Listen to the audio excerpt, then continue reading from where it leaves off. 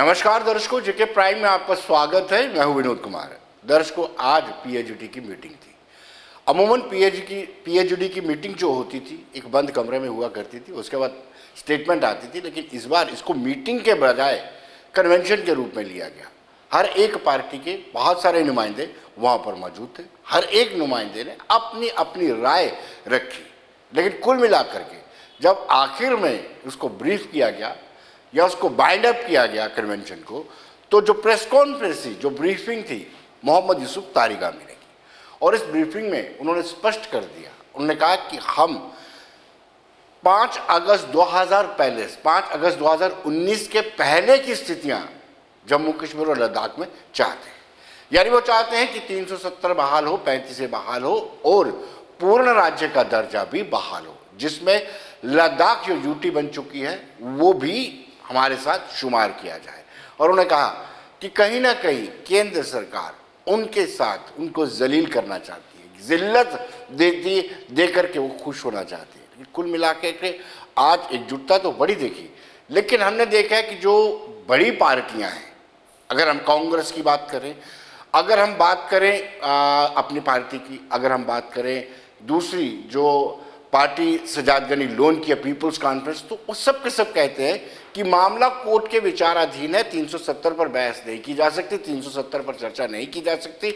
अगर चर्चा हो सकती है, सिर्फ और सिर्फ इस बात पर चर्चा हो सकती है कि पूर्ण राज्य का दर्जा दिया जाए, डिलिमिटेशन कमीशन की रिकमेंडेशन जल्द से जल्द हो और उसके बाद एक पॉपुलर गवर्नमेंट आए। पहले हम देखते हैं कि मोहम्मद यूसुफ तारिगामी का क्या कहना है।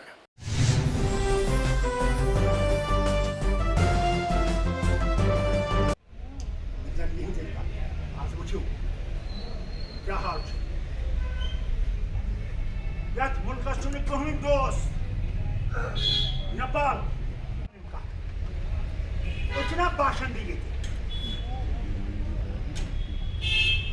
थे। रेजोल्यूशन में फिर यही इरादा कि कॉन्स्टिट्यूशनल पोजीशन जो 4 अगस्त को हमें मिली थी, मौजूद थी, जम्मू कश्मीर और लद्दाख को उसे रेस्टोर किया जाए। आर्टिकल 370, 35A, मुकम्मल स्टेटहुड, ये हमारी आईनी पोजीशन रही है। और जम्मू कश्मीर का कॉन्स्टिट्यूशन, जम्मू कश्मीर का आइन जिसे गैर आइनी तौर पर ख़त्म किया गया, उसे बहाल किया जाए। ये हमारी बुनियादी मांग है, बुनियादी एजेंडा है जो हमने रेजोल्यूशन में नोट किया। अगर आप स्टेट कैडर को देख लेंगे, सेंट्रल कैडर को देख लेंगे, बड़े अफसरों की आज आप पूरा नक्शा देख लेंगे। सेक्रेटरीट पर जाइए और देख लीजिए जो कलीदी ओहदे हैं वो किन के पास हैं। आज ये देख लीजिए कि जो आपके पास डिप्टी कमिश्नर्स हैं और पुलिस के महकमे में लोग हैं, जो बाकी महकमा जात हैं, कश्मीरी जम्मू के, कश्मीर के, लद्दाख के लोग कहाँ जाए। इनके साथ इतना भेदभाव किया जाए कि अब उनको अपनी जगह भी ना मिले। जलील करने की बात है। ये जिल्लत और ये रुसवाई, जहाँ तक पीएचडी का ताल्लुक है, हमने इरादा किया, हमें मंजूर नहीं। आर्डर निकला जिसमें कहा गया कि अगर कोई पत्थर बाजी में हो, अगर किसी ने किसी के खिलाफ एफआईआर हो, उसको नौकरी नहीं मिलेगी। या ये आप अंदाज़ा कर लीजिए, ये हमारे मुल्क में अभी भी जुडिशल सिस्टम बराबर है, अभी भी जस्टिस सिस्टम मौजूद है। बगैर किसी शख्स को ये साबित किए बिना कि वो मुजरिम है अदालत के ज़रिए, तब तक वो बेगुनाह माना जाता है, तब तक आप उसको डिप्राइव नहीं कर सकते हैं अपने हुकूक से।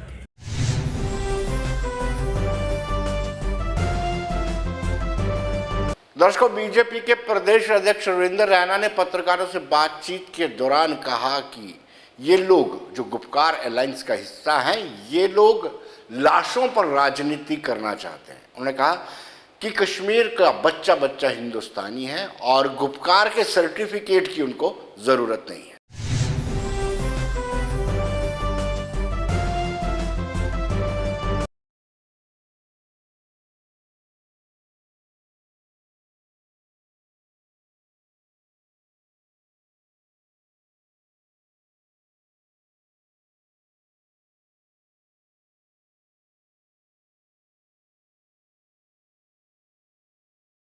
डिस्कशन करता हूँ।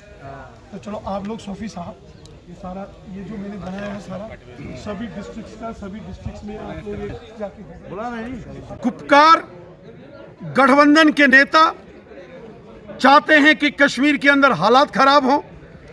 गुपकार के नेताओं की ये साजिश है कि यहाँ भी तालिबान के जैसे उपद्रव कश्मीर में मचे, वो हम किसी सूरत में भी इस प्रकार की साजिशें हम बर्दाश्त नहीं करेंगे। ये सब एक बहुत बड़ा षड्यंत्र कश्मीर के खिलाफ कर रहे हैं। बार बार भड़काऊ बयान देकर, तोड़ने की राजनीति करके, लाशों पर राजनीति करने की साजिश कर रहे हैं। तालिबान हो, अल-कायदा हो, लश्कर हो, जैश हो, हिजबुल हो, हमने ये पहले भी देखे हैं। इनसे कोई डरने वाला नहीं है। कश्मीर का बच्चा बच्चा हिंदुस्तानी है। कश्मीर का हर बच्चा बच्चा देशभगत है। उसके दिल में हुब्बुल वतनी का जज्बा है। कश्मीरी सच्चे हिंदुस्तानी हैं, वतन परस्त हैं। कश्मीरियों ने हमेशा मुल्क की हिफाजत की है, तिरंगा झंडा बुलंद किया है। महबूबा मुफ्ती से किसी को सर्टिफिकेट लेने की ज़रूरत नहीं है और ना ही गुपकार गठबंधन के नेताओं से किसी को यहाँ सर्टिफिकेट लेने की ज़रूरत है।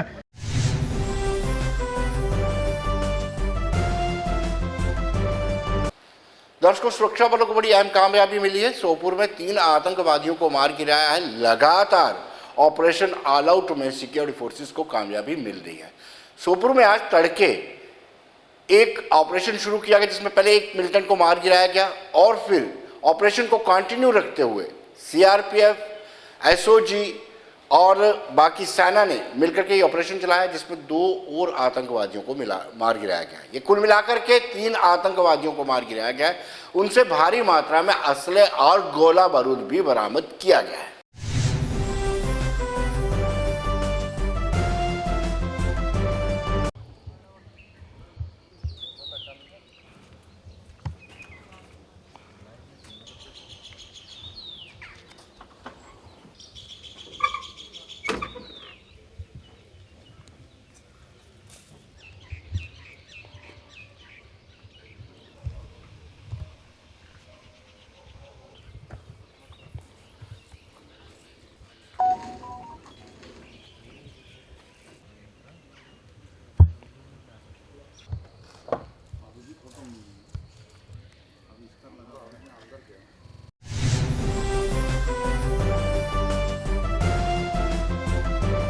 दर्शकों, बात आतंकवाद की करते हैं तो बांदीपुरा में एक हाइडआउट बस्ट किया गया है और इस हाइडआउट से 10 यूबीजीएल मिले हैं और साथ ही साथ चाइनीज पिस्टल्स भी।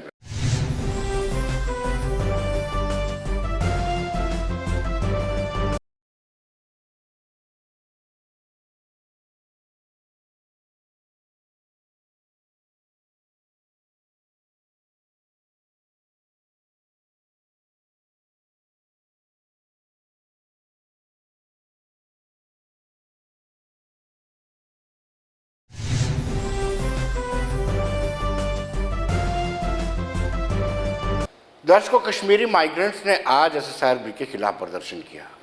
उनका ये कहना है कि जब आवेदन किया गया था तब ये कंडीशन रखी गई थी कि कश्मीरी हिंदू माइग्रेंट हो वो सर्टिफिकेट लाए, लेकिन जब उन्होंने सर्टिफिकेट लाया, आज वो कह रहे हैं कश्मीरी विस्थापित पंडित का प्रमाण पत्र होना जरूरी है। तो आज उन्होंने श्रीनगर के बीचों बीच प्रेस कॉलोनी में जोरदार प्रदर्शन किया और सरकार को आगाह किया।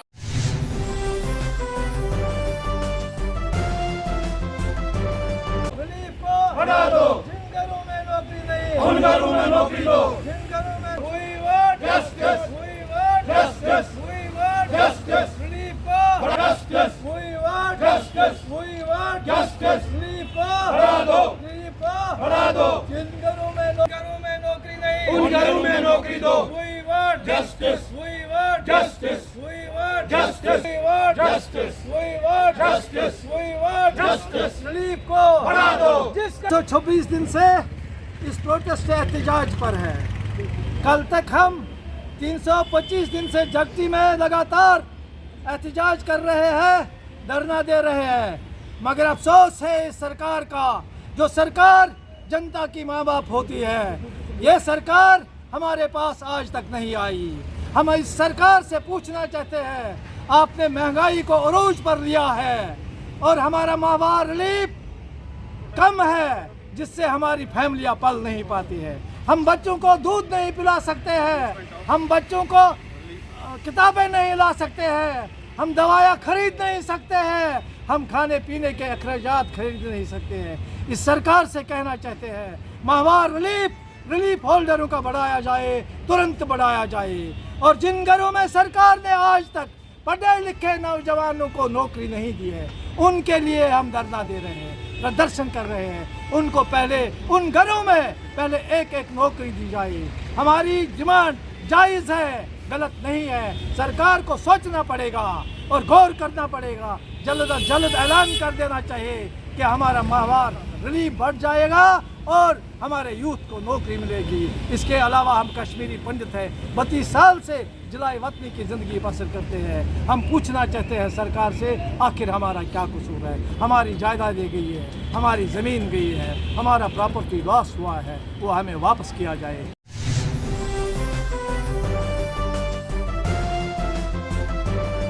दर्शकों, फोन लाइन पर हमारे साथ सीधे जुड़ चुके हैं अपनी पार्टी के सीनियर नेता विक्रम मल्होत्रा। विक्रम जी, आज पीएचईडी की मीटिंग थी और इसमें एक मरतबा फिर उन्होंने दोहराया है, एक रेजोल्यूशन पारित किया है कि वो 370 को वापस लेके रहेंगे, 35A को वापस लेके रहेंगे। लेकिन अपनी पार्टी का मत है कि ये मामला कोर्ट के विचाराधीन है, कोर्ट के विचाराधीन है, हमें आगे की सोचनी होगी कि कैसे स्टेटहुड वापस मिलता है, कैसे पॉपुलर गवर्नमेंट होती है। आपका क्या कहना है?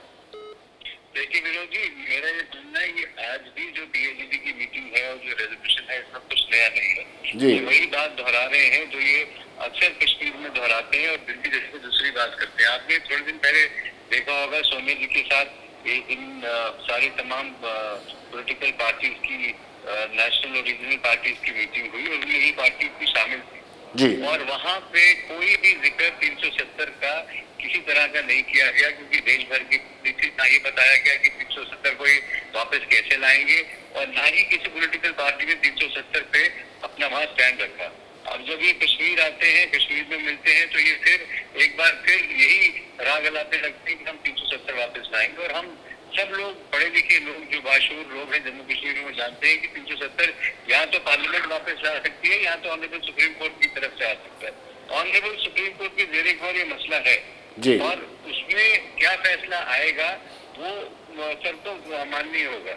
और जम्मू कश्मीर अपनी पार्टी का हमेशा से ये स्टैंड रहा है कि हम जो सच्चाई की राजनीति है, जो असली राजनीति है, उस पे चल के लोगों को झूठे सपने 370 और 35 से वापस लाने के न दिखा के उनको हकीकत बताएं। और आज तक जो सियासत है वो केवल भावनाओं की सियासत रही है। आगे एक जो नया रास्ता जम्मू कश्मीर की तरक्की, तामीर तरक्की का रास्ता है, वो जो है उस पे जम्मू कश्मीर अपनी पार्टी बात करती है।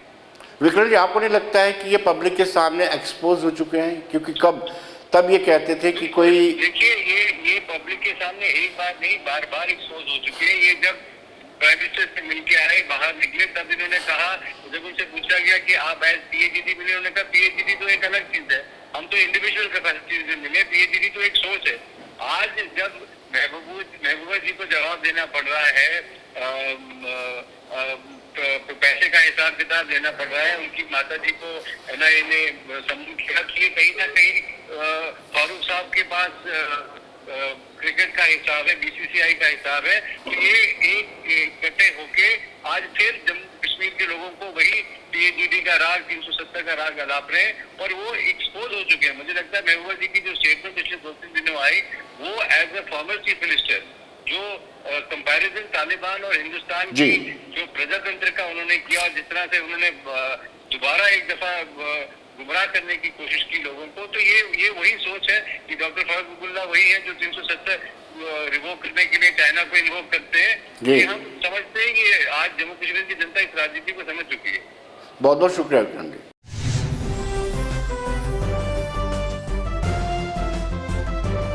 दर्शकों, हमने शबीर खान, वो फॉर्मर मिनिस्टर हैं, उनसे बातचीत की। आइए देखते हैं उनका क्या कहना है।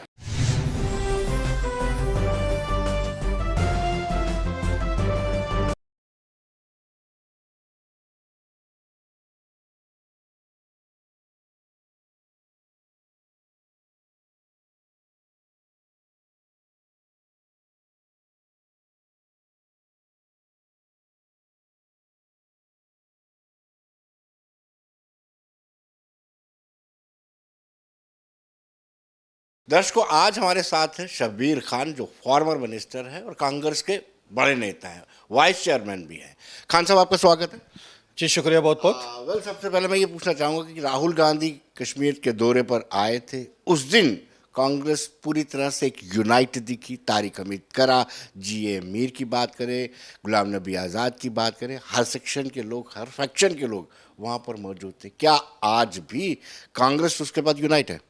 बिल्कुल आपने सही कहा कि राहुल गांधी जी जो हमारे देश के नौजवान लीडर हैं और हमारे कांग्रेस के लीडर हैं, फार्मर एआईसीसी प्रेसिडेंट हैं, वो कश्मीर आए थे और उनका विज़िट रहा, बड़ा कामयाब विज़िट रहा।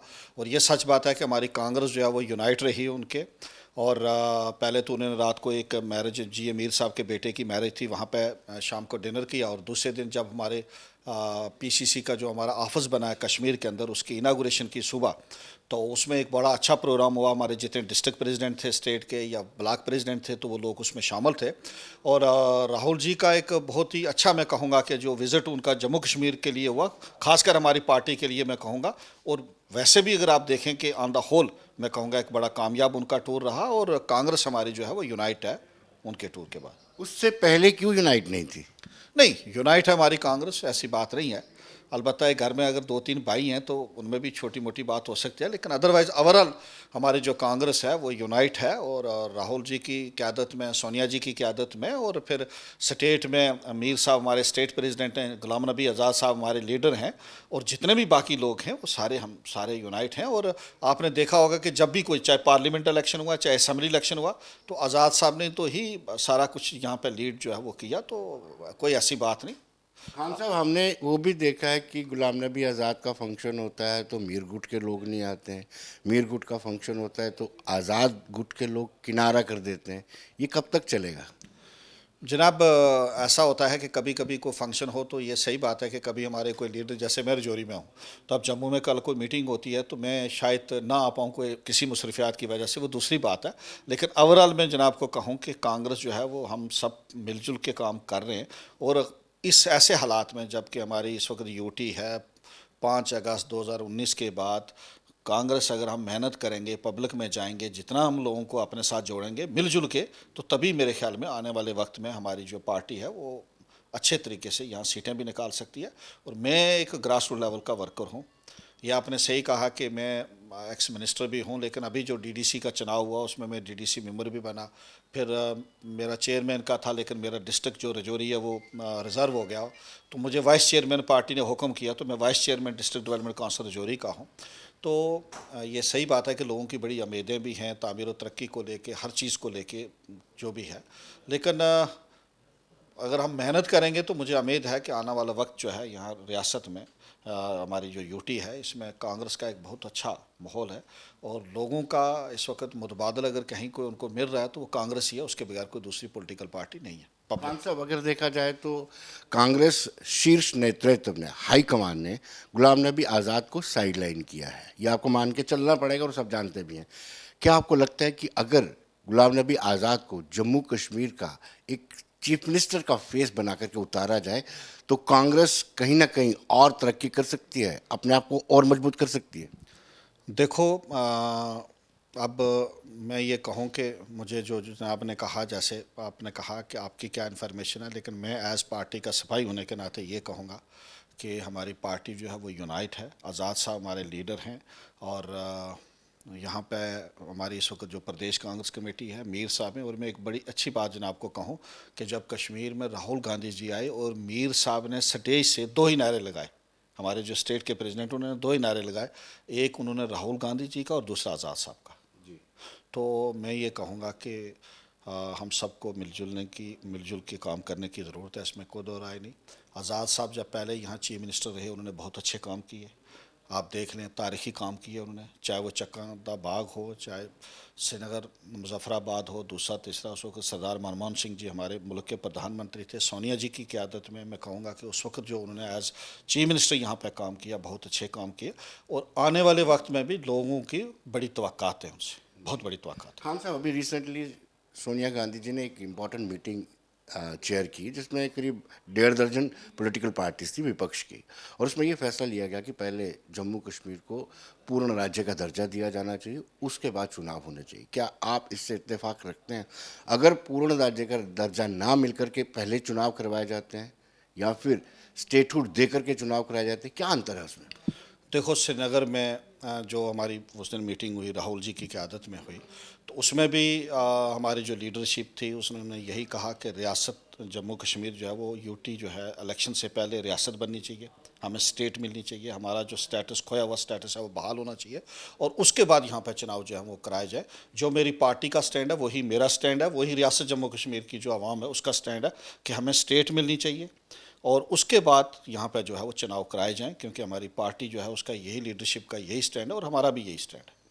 आपसे बहुत सारे नेता आपको छोड़ करके चले गए हैं, क्या उनकी वापसी की संभावना है? कोई अपनी पार्टी में चला गया, कोई दूसरी बीजेपी में चला गया, उनको वापस लाने की कोई कवायद चल रही है? शायद जो लोग हम हमसे पार्टी छोड़ के चले गए हैं, शायद वो सोच रहे हैं कि नहीं हमारा फ़ैसला जो है वो गलत था। तो मुझे उम्मीद है कि आने वाले वक्त में कुछ लोग उनमें से वापस भी हो सकते हैं। हमारी कोशिश है कि अगर उनकी घर वापसी हो जाए उससे हमारी पार्टी और मजबूत होगी। पार्टी की इंटरनल डेमोक्रेसी, क्योंकि काफ़ी सारे बड़े नेता चाहते हैं कि अब बदलाव हो, क्योंकि अगर टीम हारती है, लगातार हारती है, कैप्टन खुद ही रिज़ाइन दे देता है। बदकिस्मत ये गांधी परिवार में ऐसा कुछ है नहीं है, वो रिज़ाइन देने को तैयार नहीं है। क्या आपको लगता है कि इंटरनल डेमोक्रेसी होनी चाहिए, चुनाव होने चाहिए, कोई अच्छा प्रेसिडेंट जीत कर क्या है?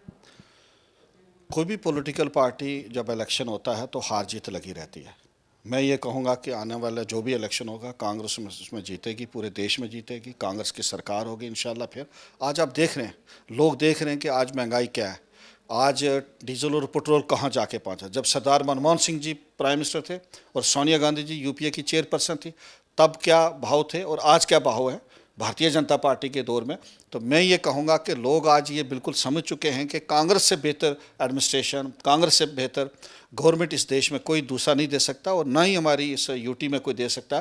तो लिहाजा मुझे उम्मीद है कि आने वाला जो भी चुनाव होगा उसमें कांग्रेस जो है वो दोबारा जो है वो बरसर इक़्तिदार आएगी और लोगों के जो है वो तामीर और तरक्की होगी, डेवलपमेंट होगी, काम होंगे, खुशहाली होगी। खान साहब, पब्लिक फेस भी देखना चाहती है, क्या राहुल गांधी पे रिस्क लिया जा सकता है?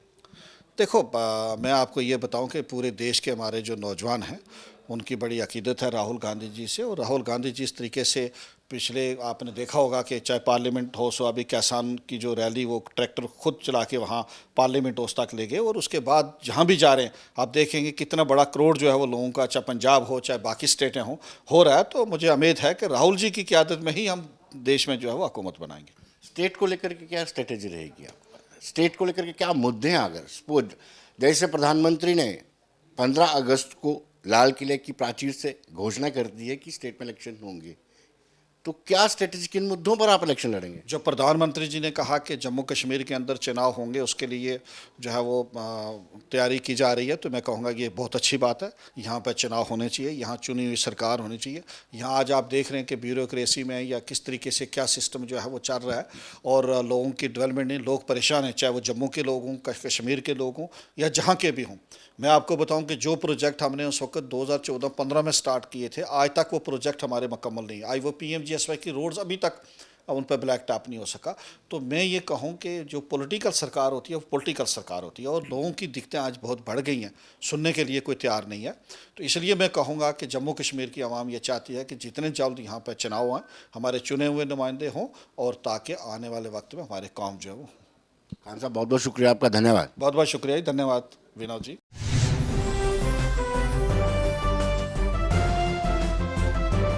तो दर्शकों, बने रहिए देश दुनिया की खबरों के लिए, मुझे दीजिए इजाजत।